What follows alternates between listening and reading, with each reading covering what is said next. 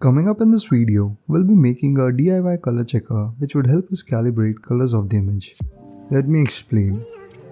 Photos varies a lot in terms of colors under various circumstances. For example, this one shade card has different color values when subjected to a red background and different color values when there's a green background. This is a common issue that occurs while clicking pictures that there is no color consistency. A solution to this already exists.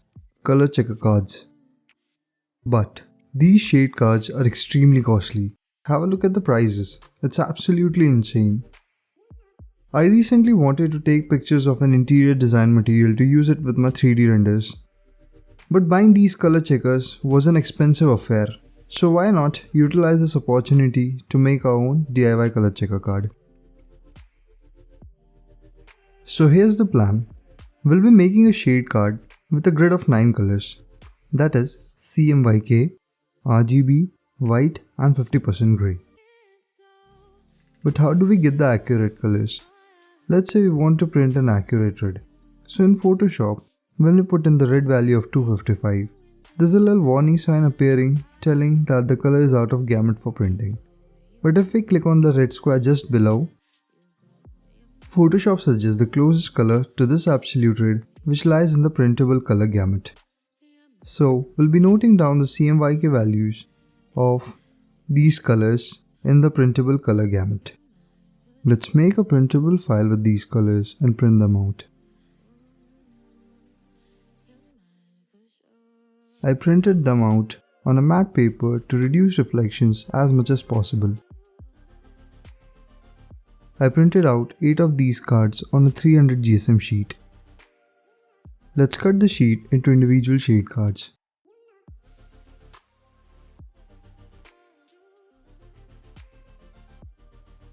The cards, despite being printed on a thick sheet, is still flimsy and won't stand the test of time. So we'll be needing a supporting frame to hold up this card, making it sturdy.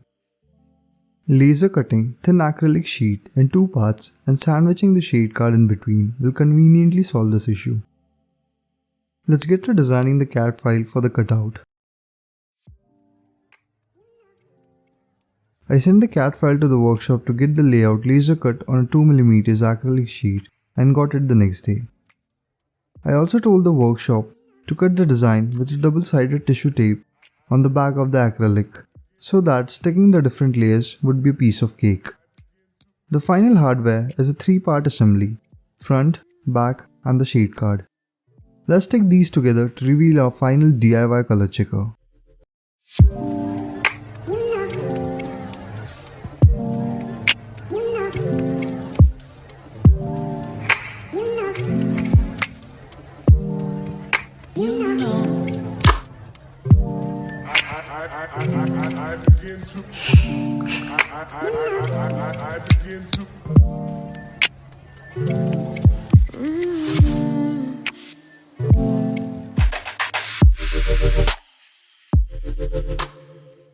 Now with the software part, we are going to write a code to detect the color checker in the picture frame and crop it out.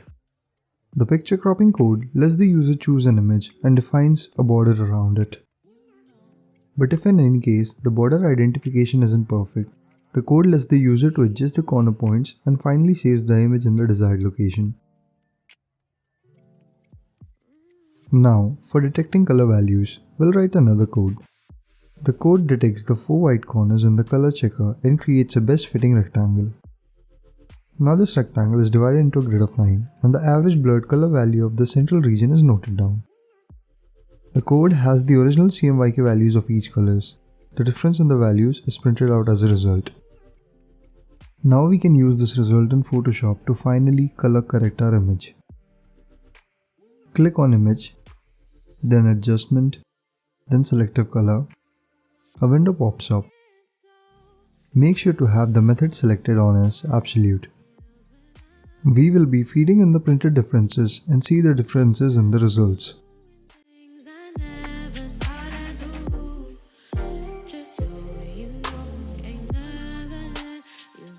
The corrected results have such a nice colors to it.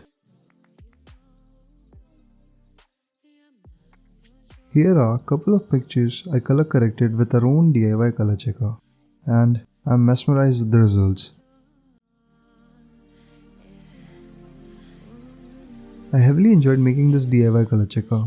I'll be leaving down all the designs, templates and codes here down in the description.